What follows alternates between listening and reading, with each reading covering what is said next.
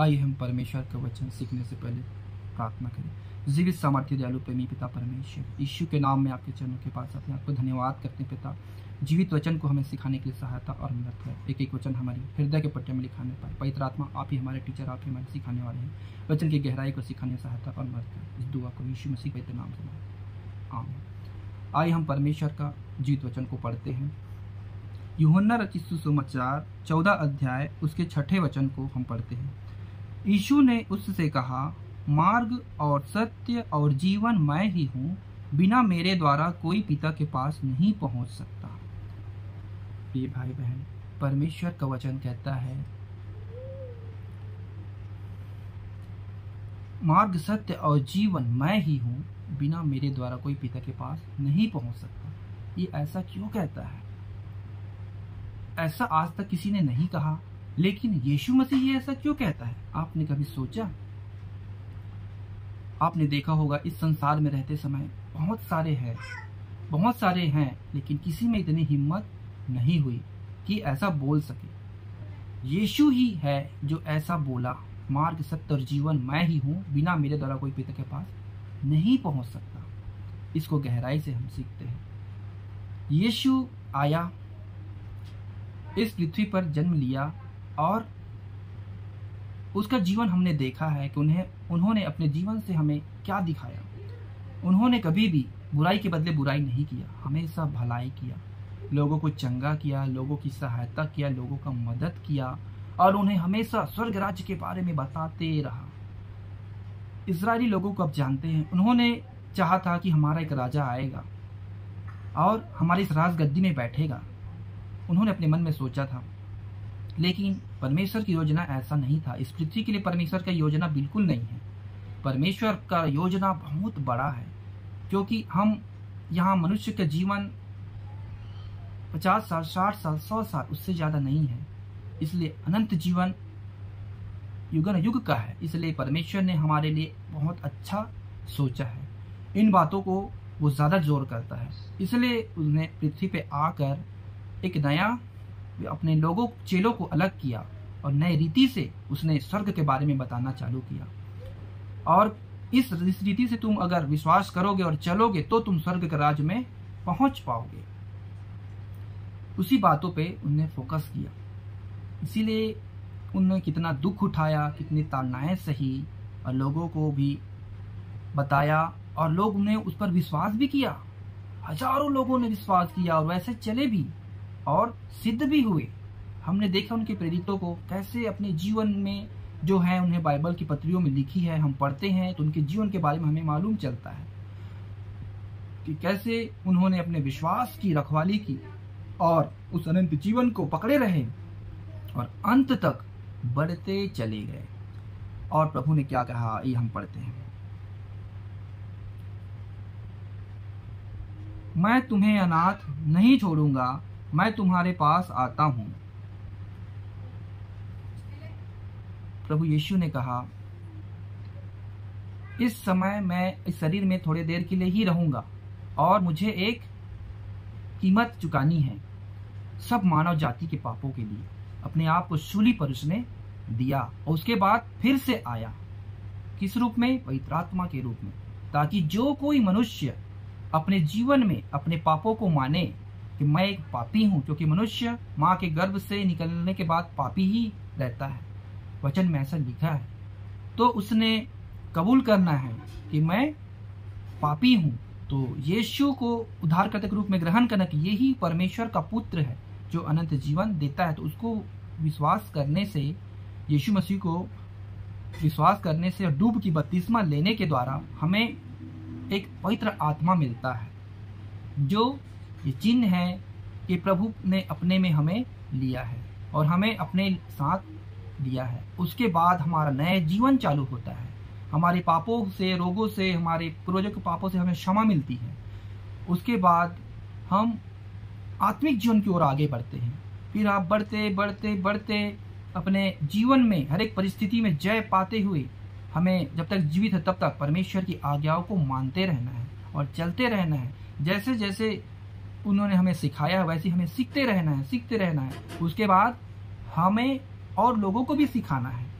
हमने उद्धार पा लिया तो दूसरों तक उस उद्धार को पहुंचाना है। ऐसे करते करते प्रभु जब तक ना आए तब तक हमें करते ही रहना है। तो ऐसा प्रभु हमें ये कहता है।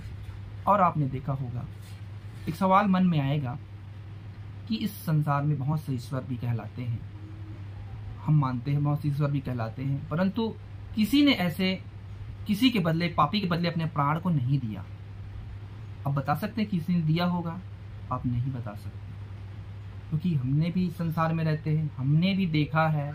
और कोई अपने प्राण को नहीं, सिर्फ बदला लेते हैं। बदला लेना बहुत आसान है। हमारे से कोई बुराई करेगा तो हम उसके साथ तुरंत जवाब दे देंगे, तुरंत बुरा कर देंगे, मार देंगे, बहुत आसान चीज है। लेकिन किसी को क्षमा करना, ये हर कोई नहीं कर सकता। आपको कोई गाली दे, आपको कोई मारे, आप उसे क्षमा कर सकते हैं? नहीं कर सकते। लेकिन परमेश्वर कहता है जो तुम्हारे एक गाल पे थप्पड़ मारे उसकी ओर दूसरा भी फेर दे। परमेश्वर बुराई के बदले बुराई ना करना, परमेश्वर हमें ये शिक्षा देता है। आपस में प्रेम से रहना, क्योंकि हम सब आपस में भाई भाई हैं। आदम और हवा की सृष्टि हैं हम। क्षमा करें। परमेश्वर ने हमें इसलिए एकत्रित कर रहा है अपने पुत्र को भेजकर, ताकि हम एक हो सकें और एक नया जीवन शुरुआत कर सकें। हे प्रिय भाई बहन, इस वचन से आपको जो शिक्षा मिलती है उन शिक्षा को आप ध्यान से समझें और पर प्रभु में बढ़ते जाएं और लोगों को भी बताएं। समय नज़दीक है, जो पवित्र है वो पवित्र बना रहे, जो मलिन है वो मलिन बना रहे। इसलिए अपने आप को शुद्ध करो, अपने वस्त्र को धो लो। प्रभु का आना निकट है और जैसे जैसे उस दिन को आते देखो, वैसे वैसे एक दूसरे को चिताते और बताते रहो। अपनी तैयारी पूरी करो। परमेश्वर पिता का धन्यवाद हो कि उसने हम मानव जाति के लिए एक मौका दिया उसने, और जब तक हम इस जीवित हैं हमें मौका दिया है, उस मौका को पहचाने, उस अवसर को पहचाने। और उसने अपने लोगों को इसलिए रखा है इस पृथ्वी पर, सेत में फ्री या कॉस्ट में उद्धार देता है। जो विश्वास करेगा वो उद्धार पाएगा,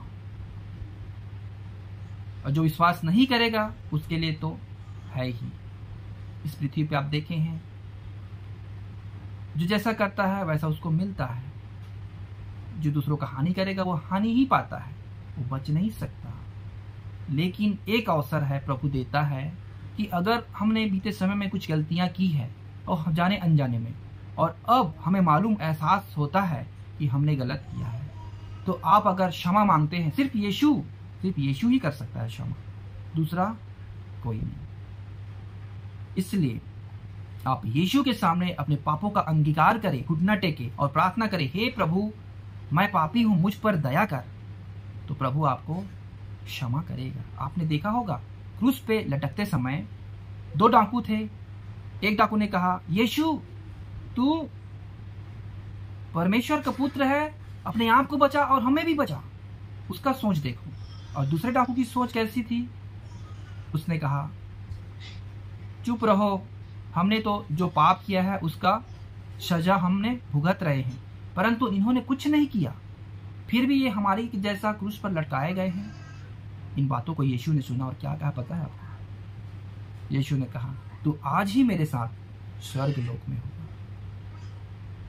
बहुत ही आनंद आता है इस वचनों को पढ़ने का।